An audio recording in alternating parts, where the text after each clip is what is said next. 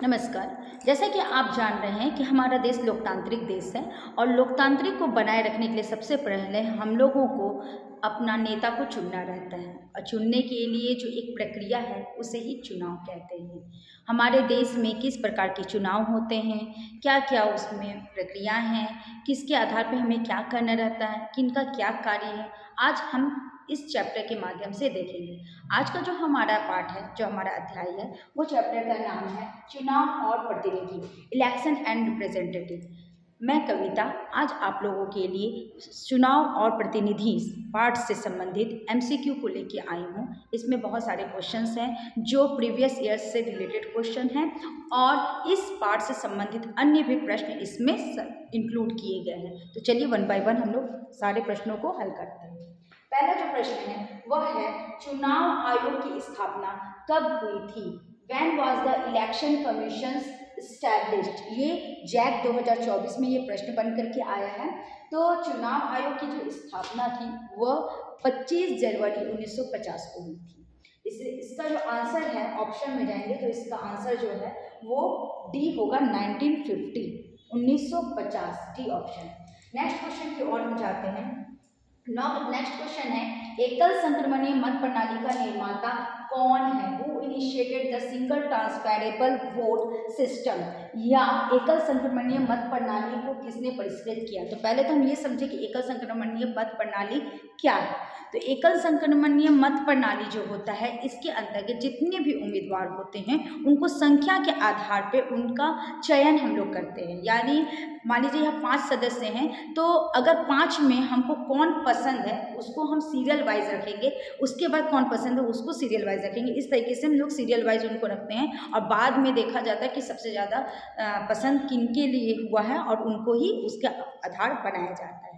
तो इसको परिष्कृत किसने किया? तो इसको लाने वाले थे थॉमस हेयर, इसलिए इसका आंसर जो होगा वो होगा ए, थॉमस हेयर। नेक्स्ट क्वेश्चन की ओर जाते हैं। राष्ट्रीय मतदाता दिवस कब मनाया जाता है? तो राष्ट्रीय मतदाता दिवस जो होता है when is national voters day celebrated. ये देखिए जैक 2024 में ये प्रश्न आया है। तो चुनाव आयोग की स्थापना, जैसे कि मैंने अभी बताया कि 25 जनवरी 1950 को किया गया था। इसी तरीके से जब मतदाता दिवस को मनाने की बात हुई तो उसी दिन को, उसी तारीख को अपनाया गया और इसीलिए वो 25 जनवरी का डेट को रखा गया। तो इसका जो आंसर होगा वो 25 जनवरी होगा आंसर, कि राष्ट्रीय मतदाता दिवस 25 जनवरी को मनाया जाता है। आगे बढ़ते हैं हम लोग। आनुपातिक प्रतिनिधित्व की एकल संक्रमणीय चुनाव प्रणाली का प्रतिपादन किसने किया? Who propounded the single transferable vote systems of proportional representation.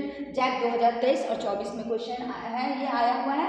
तो अनुपातिक प्रतिनिधित्व यानी एकल संक्रमणीय मत प्रणाली, तो एकल संक्रमणीय मत प्रणाली यानी थॉमस हेयर, तो इसका भी आंसर क्या होगा? थॉमस हेयर होगा। तो थॉमस हेयर का ए ऑप्शन जो होगा उसको हम लोग चुनेंगे। नेक्स्ट क्वेश्चन आता है हमारा, राज्य के शासन में केंद्र का प्रतिनिधि किसे कहा गया है? Who is the representative of the centre in state government. JAC 2019 और 23 में ये प्रश्न को पूछा गया है। तो प्रश्न है राज्य के शासन में केंद्र का प्रतिनिधि। तो राज्य के शासन में जो केंद्र का प्रतिनिधि है वो आपके हो जाते हैं राज्यपाल, यानी गवर्नर को माना जाता है। इसलिए इसका जो राइट आंसर होगा वो होगा बी, गवर्नर। ठीक है, आगे बढ़ते हैं हम लोग। नेक्स्ट क्वेश्चन, भारत के चुनाव आयोग का सरोकार किन चुनावों से नहीं है? तो देखिएगा, what for whose elections the election commission owns no responsibility. ये क्वेश्चन जैक 2023 में पूछा गया और इसको जानिए कि चुनाव आयोग जो है वो लोकसभा, राज्यसभा का और विधानसभा, इन तीनों का चुनाव करता है। लेकिन जो हमारे स्थानीय स्वशासन है, जैसे पंचायत हो गए, नगर पालिका हो गए, तो इनका जो चुनाव होता है वो चुनाव आयोग के द्वारा नहीं किए जाते हैं। तो इसीलिए इसका जो आंसर होगा वो आप देखिए, इसका जो आंसर होगा वो होगा D,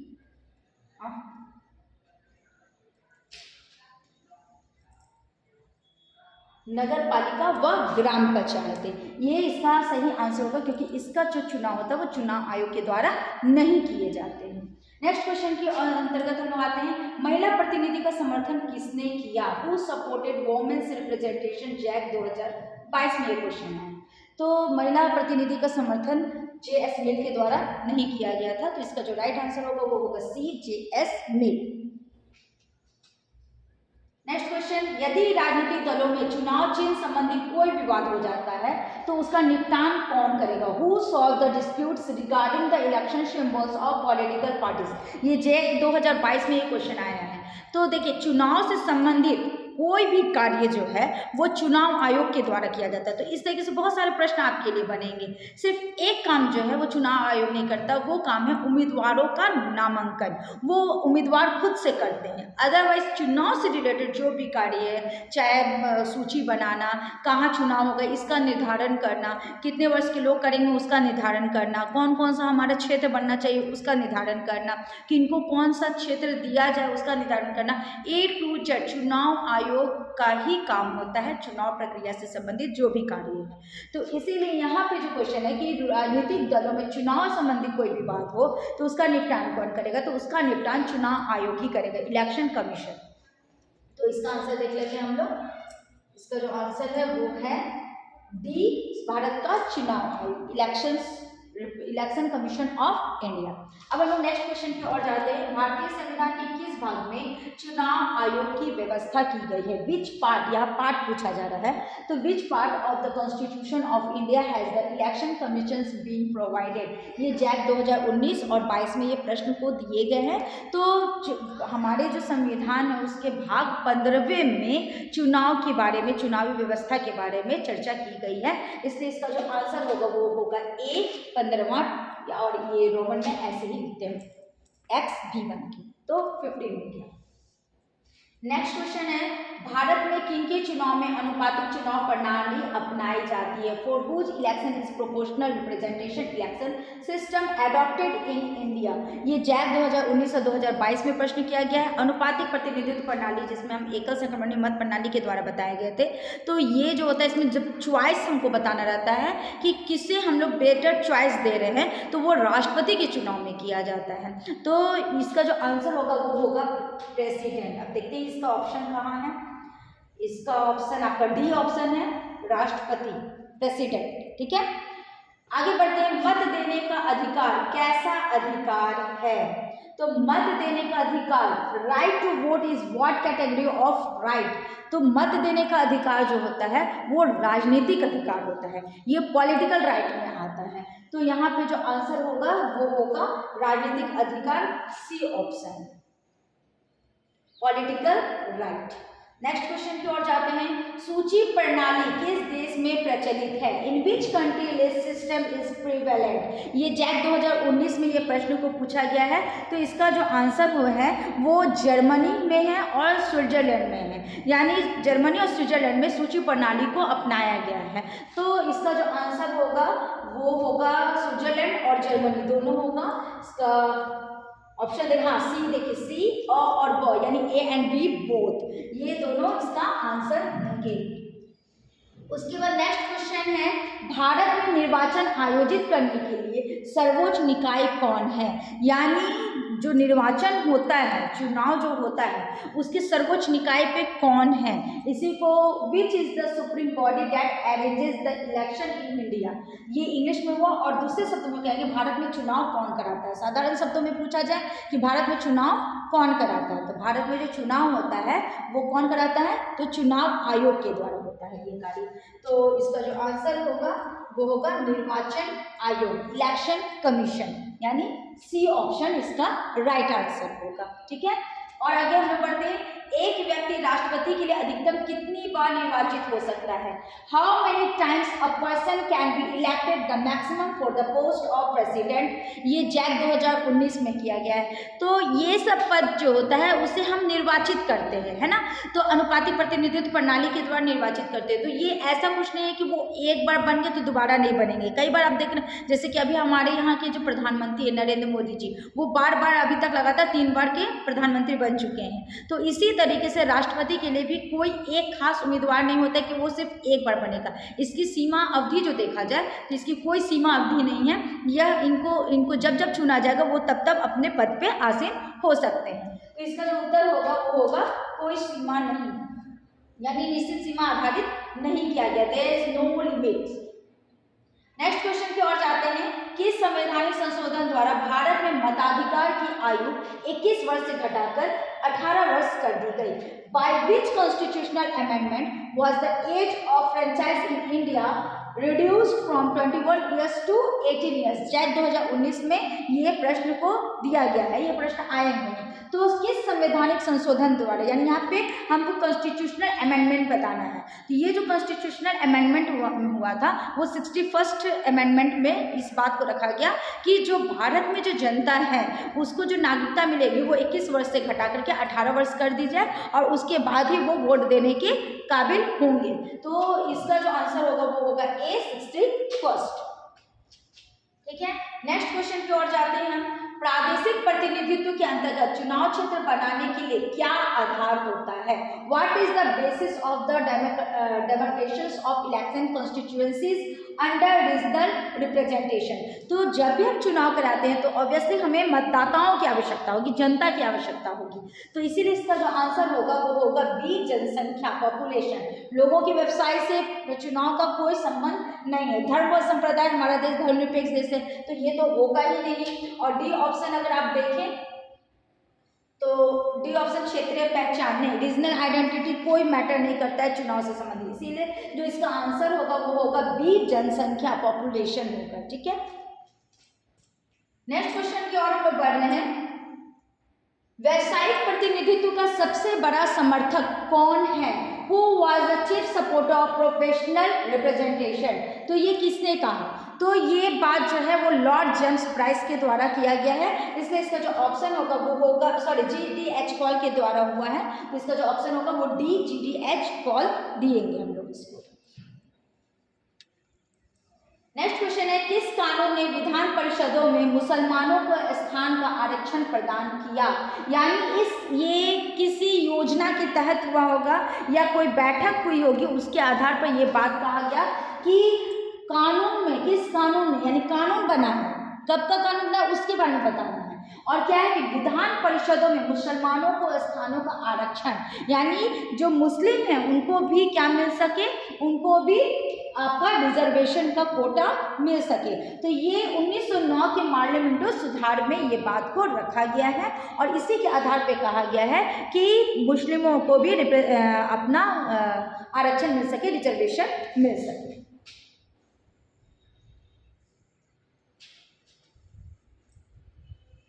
next question, question number 19 है, लोकसभा तथा राज्यों की विधानसभाओं में किन्हें आरक्षण प्राप्त नहीं है? तो लोकसभा और राज्यों की विधानसभाओं में अगर देखा जाए, question in English, who is not provided reservation in Lok Sabha and state legislature? तो देख लीजिए, लोकसभा और राज्यसभा में महिलाओं को आरक्षण नहीं मिला है। ठीक है, लेकिन स्थानीय स्वशासन का जब चुनाव होता है, जैसे कि नगर पालिका हुआ या पंचायत हुआ, तो वहाँ पे महिलाओं को ही आरक्षण मिला है, महिलाओं के लिए विशेष स्थान आरक्षित किए गए हैं। तो इसीलिए ये प्रश्न को ध्यान से पढ़ना है कि किसके लिए बात कहा जा रहा है। तो यहाँ पे लोकसभा तथा राज्यों की विधानसभा की बात की जा रही है। तो लोकसभा और राज्यों की विधानसभा के चुनाव में महिलाओं को आरक्षण नहीं है। ठीक है, तो यहाँ पे जो आंसर होगा वो होगा डी, महिलाएं। और देखा जाए तो एंग्लो इंडियंस अब हमारे यहाँ से हटा दिए गए हैं। पहले एंग्लो इंडियंस का स्थान था, लेकिन अब ऐसा नहीं है। एंग्लो इंडियन का ये पद ही जो है उसको अब पूर्ण रूप से हटा दिया गया है।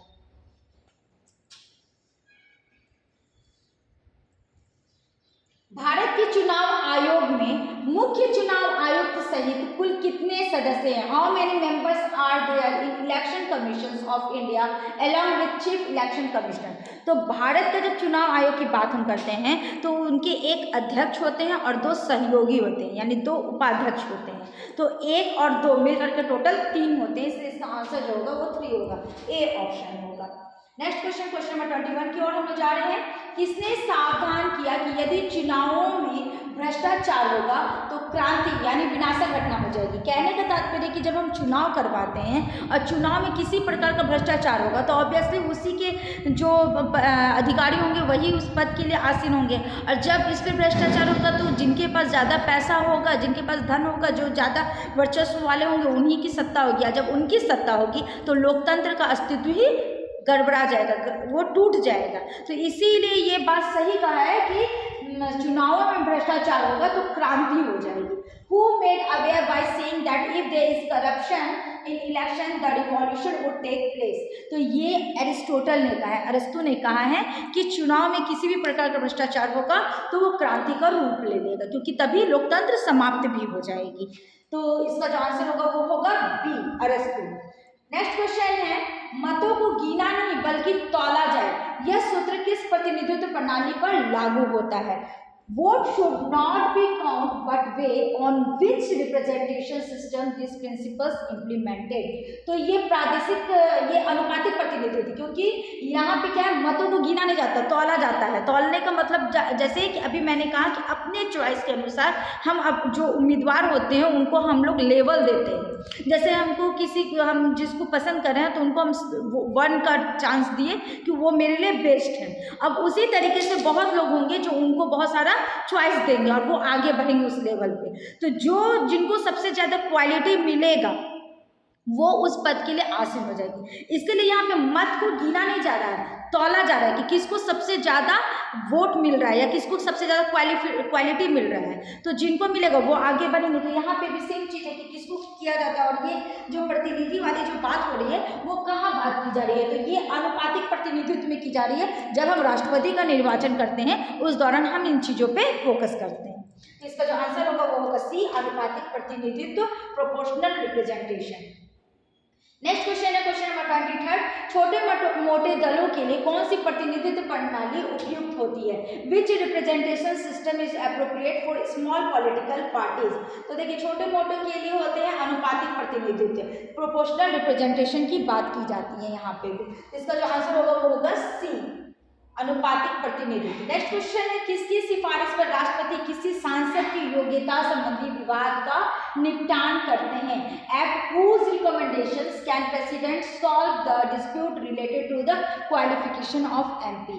तो ये जब भी बात होती है यहाँ पे योग्यता की बात कर रही है कि संसद की क्या योग्यता है, तो इसका जो निर्धारण होता है वो राष्ट्रपति करते हैं। और राष्ट्रपति जब करते हैं तो वो चुनाव आयोग के जो अधिकारी होते हैं, आयुक्त होते हैं, उनके सलाह, उनके परामर्श के आधार पर करते हैं। तो इसका जो आंसर होगा वो होगा इलेक्शन कमीशन, डी ऑप्शन इसका राइट आंसर होगा।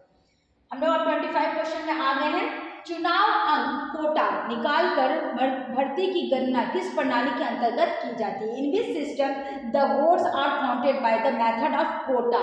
तो ये कोटा की जो बात होती है वो हमारा अनुपातिक प्रतिनिधित्व प्रणाली में ही होती है, जो अभी मैंने आपको मेंशन किया, क्योंकि यहाँ कोटा चल रहा है यानी किसको कितना मिल रहा है सीट, उसकी बात की जाती है। तो अनुपातिक प्रतिनिधित्व प्रणाली डी, प्रोपोर्शनल रिप्रेजेंटेशन सिस्टम इसका राइट आंसर होगा। भारत में चुनाव आयोग के सदस्यों को कौन नियुक्त करता है? Who appoints the member of election commission? तो भारत के जो चुनाव आयुक्त होते हैं उनकी नियुक्ति का कार्य राष्ट्रपति जी के द्वारा की जाती है, इसलिए इसका जो आंसर होगा वो होगा राष्ट्रपति प्रेसिडेंट। नेक्स्ट क्वेश्चन है, अप्रत्यक्ष चुनाव प्रणाली के अंतर्गत मतदातागण यानी क्या है, उनको क्या किया जाता है? Under indirect election system the voters, तो वो क्या अपने प्रतिनिधि को स्वयं चुनते हैं या नहीं? अप्रत्यक्ष चुनाव प्रणाली में प्रतिनिधि को वो स्वयं नहीं चुनते हैं, उनके प्रतिनिधि के द्वारा उनका चुनाव होता है ना। उन निर्वाचकों को चुनते हैं जिनके मतों से उम्मीदवारों को चुना जाता है। यानी हम पहले अपने सांसद को चुनते हैं और सांसद के द्वारा ही हमारे प्रतिनिधि जो हमारे प्रेसिडेंट के पद पे आते हैं उनकी नियुक्ति होती है, हमारे द्वारा नहीं होती, ये प्रत्यक्ष रूप से नहीं होती है। तो इसका जो आंसर होगा वो भी होगा, उन निर्वाचकों को चुनते हैं, यानी उन लोगों को चुनते हैं जिनके मतों से, यानी जिनके द्वारा, जो अपने मत देके उम्मीदवार को चुनते हैं। Elect the electors who elect the representative, ये इसका राइट आंसर होगा। नेक्स्ट क्वेश्चन की ओर हम लोग जा रहे हैं। नेक्स्ट क्वेश्चन कह रहा है कि संसदीय व्यवस्था के सुचारू संचालन में अनुपातिक प्रतिनिधित्व प्रणाली घातक है। क्यों घातक है? सही बात है, क्योंकि इसमें क्या होती है ना कि कई छोटी छोटी पार्टियां मिलकर के एक नई पार्टियां बना देते हैं और फिर वहां के लोगों को उनको सत्ता दे देते हैं। जैसे क्या होता है कि हम जिनको चॉइस में दे रहे हैं, अगर वो सबको वो खुश कर दिए हैं तो वो वोट उन्हीं को मिलेगा, तो इसलिए ये घातक कहलाता है। तो संसद संसदीय व्यवस्था की सुचारू संचालन में अनुपातिक प्रतिनिधित्व प्रणाली घातक है। क्यों? क्योंकि किसी एक पार्टी का प्रभुत्व स्थापित हो जाता है। नहीं, ऐसा नहीं है किसी एक पार्टी का प्रतिनिधि होता है। छोटी छोटी पार्टियां जीतकर मिली जुली सरकारें बनाती हैं जिनका जीवन अस्थायी होता है। सही बात है। फिर विधि निर्माण के कार्य में अप्रत्याशित बाधाएं आती नहीं, विधि निर्माण में किसी प्रकार की कोई बाधाएं नहीं आती है। डी ऑप्शन लोग देख लें। डी ऑप्शन है राज्याध्यक्ष की सक्रिय भूमिका का अवसर नहीं रहता। नहीं, जो भी राष्ट्राध्यक्ष बनते हैं तो फिर वो तो सक्रिय हो ही जाते हैं क्योंकि उनको वो पद मिल जाता है। तो इसका जो एप्रोप्रिएट आंसर होगा वो होगा बी।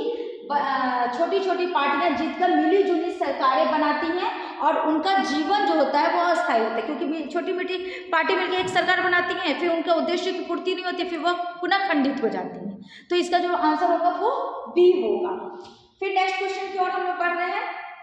नेक्स्ट क्वेश्चन कह रहा है कि निम्नलिखित में से कौन सी राज्यसभा व लोकसभा के सदस्यों के चुनाव को प्रणाली में निम्नलिखित में से कौन सी राज्यसभा व लोकसभा के सदस्यों के चुनाव को प्रणाली में समान है, यानी which among the following is common in the election system of the members of Rajya Sabha and Lok Sabha, यानी दोनों में कौन सा सिमिलर है जो राज्यसभा में भी मिलते हैं और लोकसभा में मिलते हैं। तो इसके लिए जब तक हम लोग ऑप्शन नहीं देखेंगे तब तक हम लोग इसके अप्रोप्रिएट आंसर पे नहीं जा सकते। तो पहला तो है कि 18 वर्ष की आयु से अधिक का हर नागरिक मतदान करने के योग्य है। ये बात सही है कि 18 वर्ष से, लेकिन राज्यसभा में भी सही है कि जो 18 ईयर्स के ओल्ड हैं वो मतलब कोई भी चुनाव में भाग ले सकते हैं।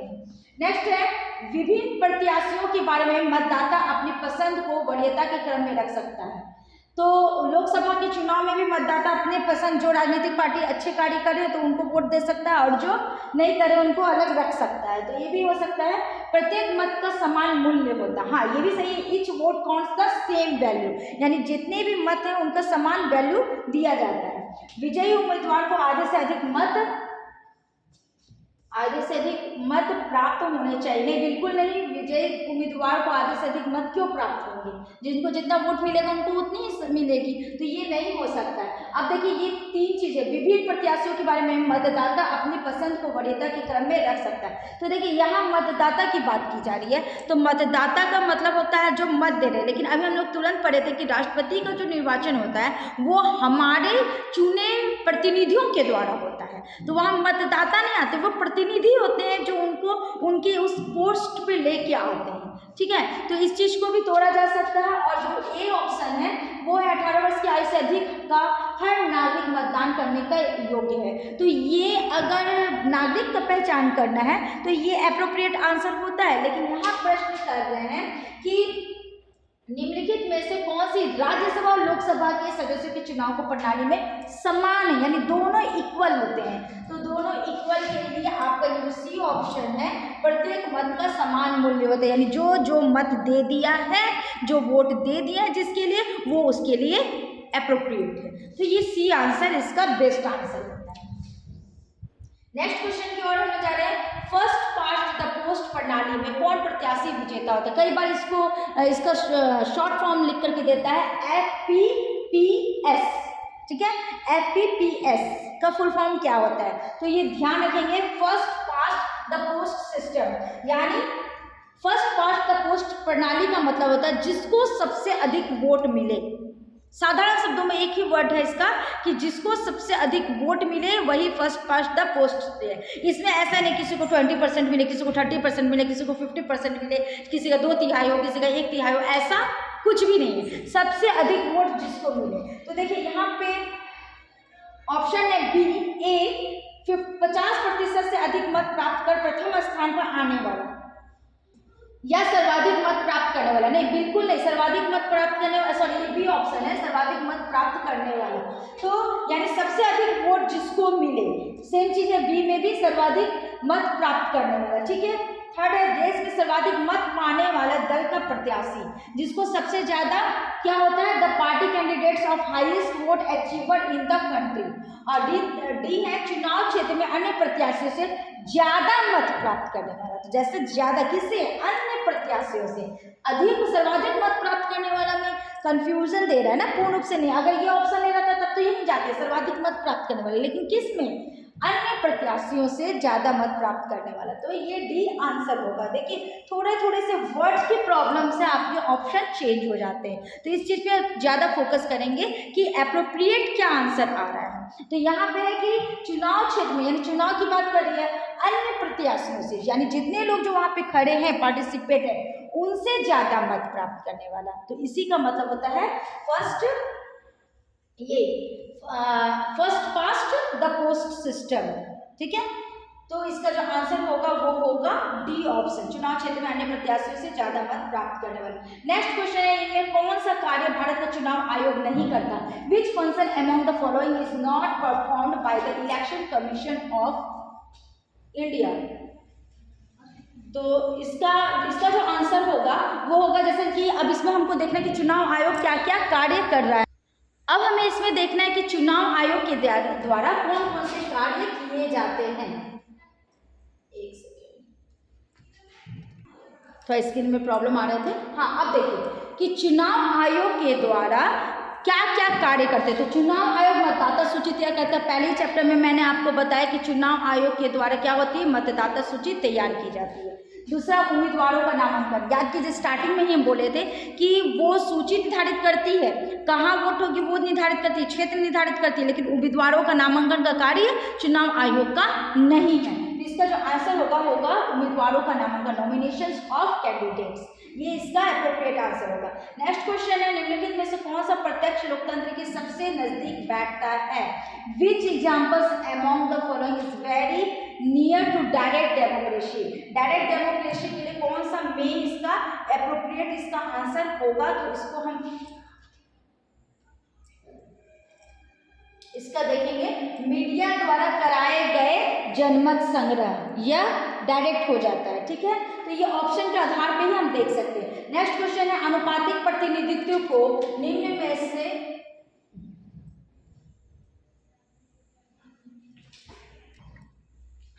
नेक्स्ट क्वेश्चन की ओर आइए। क्वेश्चन नंबर 33, अनुपातिक प्रतिनिधित्व को निम्न में से कौन सी विशेषता नहीं है? अनुपातिक यानी जिसको हम क्वालिटी वाइज रखते हैं, तो इसमें कौन सा नहीं? पहला तो एकल सदस्य निर्वाचन क्षेत्र, हाँ उनका एकल सदस्य निर्वाचन क्षेत्र नहीं होता। पहला ही आंसर आपको पता चलेगा कि ये इसकी विशेषता नहीं है, तो आगे पढ़ने की आवश्यकता ही नहीं है। फिर नेक्स्ट क्वेश्चन की ओर हम लोग जाते हैं, अल्पसंख्यक प्रतिनिधित्व किस पर आधारित होता है? What is the basis of minority representation? धर्म पर नहीं, संस्कृति पर, भाषा पर, सब पे होती है, ये सभी पे होती है। ठीक है, ये तीनों के आधार पर किए जाते हैं, इसका तीनों आंसर होगा। नेक्स्ट क्वेश्चन की ओर जाए, 35, निम्न में से किस विचारक ने राजनीतिक क्षेत्र में महिलाओं के प्रतिनिधियों का विरोध किया? Which thinker among the following opposed the representation of women in political field? देखिए किसी किसी क्षेत्र में बहुत लोग जो उस टाइम के उस पीरियड्स के रहते हैं, तो बहुत लोग उसका विरोध करते हैं। फिर नया जनरेशन आते रहता है तो फिर उसका समर्थन करते हैं, और समर्थन करने वाले भी बहुत होते हैं। तो इससे पहले जो हम लोग किए थे उसमें हम लोग देखे थे कि जे.एस. मिल जो थे वो इसका विरोध किए थे, लेकिन यहाँ पे ऑप्शन देख लीजिएगा, सॉरी वहाँ पे एरिस्टोटल में ही देखे थे, जो यहाँ पे देख लीजिएगा तो यहाँ पे बी रूसो आता है, तो रूसो इसका अप्रोप्रिएट आंसर होगा, क्योंकि कौन पहले आता है उसको हम लोग देखते हैं। ठीक है, तो यहाँ पे रूसो की नाम आ रही है, एरिस्टोटल होता है तो एरिस्टोटल को लेते हैं, क्योंकि उस टाइम के सभी को ये कर रहे थे, तो इसीलिए यहाँ पर जो आंसर होगा वो होगा बी। पहले हम ऑप्शन देखें, ऑप्शन के आधार पर, तो हमें ये देखना है कि कौन कौन महिलाओं के समर्थन में नहीं थे, उसका विरोध कौन कौन किए थे, तो इसे हम लोग नेक्स्ट वीडियो में देखेंगे। तब तक के लिए आगे बढ़ते हैं। नेक्स्ट क्वेश्चन है, प्रतिनिधित्व की निम्न व्यवस्थाओं में से किसे सर्वोत्तम माना जाता है?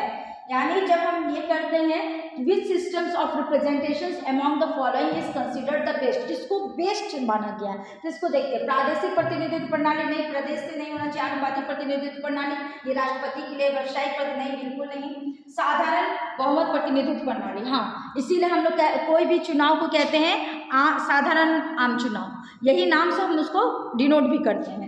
इसका जो आंसर होगा वो होगा डी, साधारण बहुमत प्रतिनिधित्व प्रणाली, majority representation system. Next question है, अल्पसंख्यकों को प्रतिनिधित्व देने के लिए किसने अनुपातिक प्रतिनिधित्व प्रणाली का समर्थन किया? Who favoured the proportional representation system to provide representation to minorities? तो देखिए जो समर्थन किया तो वो थे मिल, जे.एस. मिल, तो इसका आंसर जो होगा वो जे.एस. मिल का होगा। नेक्स्ट क्वेश्चन है, सन 1932 के सांप्रदायिक निर्णय के द्वारा किसके आरक्षण की व्यवस्था की गई थी? Who was provided reservation by the communal award of 1932? वो क्वेश्चन मार्क होगा, उसको जो 7 दिख रहा है। तो यहाँ पे आप देखिए, यहाँ मुस्लिम के, ईसाई के, अंग्रेज के, मुस्लिम लोगों को तो मिला, पार्लियामेंट्री सुधार में ही ये बात रखा गया कि मुस्लिम लोगों को आरक्षण दिया जाए। तो प्रॉब्लम कहाँ था? दलित जातियों में, दलित्स में था कि उन लोगों को किस तरीके से आरक्षण दिया जाए, इस पर बात की गई थी। तो इसका जो आंसर होगा वो होगा डी, दलित जाति। नेक्स्ट क्वेश्चन है, लोकसभा में एंग्लो इंडियंस के लिए कितने स्थान आरक्षित हैं? अब देखिए, लोकसभा में जो एंग्लो इंडियंस के जो स्थान थे वो पहले जरूर आरक्षित थे, लेकिन अब उनका स्थान हटा दिया गया। जहां 552 हुआ करता था, अब वो 550 हो गया, उसकी अधिकतम संख्या। तो एंग्लो इंडियंस को हटा दिया गया है। और ये जो एंग्लो इंडियंस की जो संख्या थी वो 2 है। जैसे कि अभी मैंने जस्ट कहा कि लोकसभा के जो सदस्य थे वो 552 हुआ करते थे, लेकिन एंग्लो इंडियंस जो है वो 2 हैं, उनको हटा दिया गया है। तो यहाँ पे जो है आंसर देखिए, how many seats are reserve for Anglo Indians in Lok Sabha? तो 2 के लिए था, लेकिन मैं फिर कह रही हूँ कि वो 2 को अब हटा दिया गया है एंग्लो इंडियंस से। ये जो पद ही था एंग्लो इंडियंस का, उसे हटा दिया गया है। नेक्स्ट क्वेश्चन है, आरक्षण की व्यवस्था किस अधिकार के प्रतिकूल है? Which right is opposed by the system of reservation? Obviously समानता के अधिकार, राइट टू इक्वलिटी। तो इसकी बात की जाएगी, ठीक है। नेक्स्ट क्वेश्चन है, किस अनुच्छेद के द्वारा लोक सेवाओं में सभी नागरिकों के लिए अवसर की समानता सुनिश्चित की गई है? By which article the opportunity of equality is confirm for all the citizens in public service? तो जो पब्लिक यानी किस अनुच्छेद के द्वारा लोक सेवाओं में सभी नागरिकों के लिए अवसर की समानता सुनिश्चित की गई है? तो इसमें आपको ये नहीं देखना, इतना नहीं पढ़ना, आपको बस इतना देखना है कि समानता का अधिकार किसमें दिया गया। तो ऑब्वियसली समानता का अधिकार जो हुआ वो अनुच्छेद 16 में, 14 से लेकर के आपका पूरा 18 तक में दिया गया है, लेकिन मेन किस में दिया गया? तो अनुच्छेद 16 में दिया गया है। तो इसका जो आंसर होगा वो होगा आर्टिकल 60। नेक्स्ट क्वेश्चन है, चुनाव आयोग के कार्य कहाँ निहित है? Where are the functions of election commissions mentioned? तो चुनाव आयोग के कार्य संविधान की धाराओं में बिल्कुल नहीं, संसद द्वारा निर्मित कानून में नहीं, सर्वोच्च न्यायालय के निर्णयों में यानी उपयुक्त सभी में, ऑल द एबव, सभी में, यानी सभी में ये बात कहा गया है कि चुनाव होना है। नेक्स्ट क्वेश्चन की ओर, नहीं ये हमारा इस तरीके से अभी तक हम लोगों ने टोटल 42 क्वेश्चंस को सॉल्व किया इस चैप्टर से रिलेटेड। और इसी चैप्टर से रिलेटेड मैं मॉडल सेट को भी तैयार करूंगी और उसमें आपको बेस्ट क्वेश्चंस को डालूंगी, उसको आप जरूर देखिएगा। अभी तक के जितने भी क्वेश्चंस हैं उसके क्वेश्चंस में या फिर किसी के एक्सप्लेनेशन में किसी तरीके का भी प्रॉब्लम होगा तो आप कमेंट सेक्शंस में मुझे कमेंट करके पूछ सकते हैं, मैं उसके आंसर आपको दूंगी। तब तक के लिए धन्यवाद।